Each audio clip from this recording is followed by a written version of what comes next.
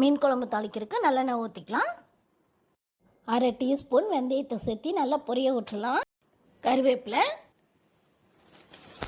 காஞ்ச மிளகாய், சின்ன சின்னதாக கட் பண்ண ஒரு பூண்டு,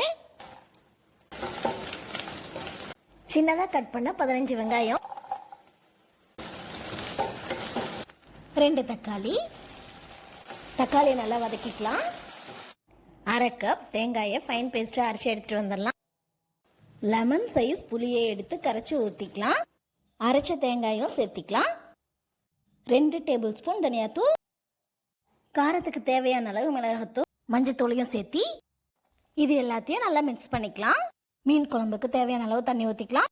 உப்பையும் சேர்த்தி குழம்ப நல்லா கொதிக்க வச்சுக்கலாம். க்ளீன் பண்ணி வச்சுருக்க 1/2 கிலோ கொடுவா மீனை குழம்புல சேர்த்தி மீடியம் ஹீட்டில் வச்சு வேக வச்சுக்கலாம். மீன் குழம்பு ரெடி ஆயிடுச்சு.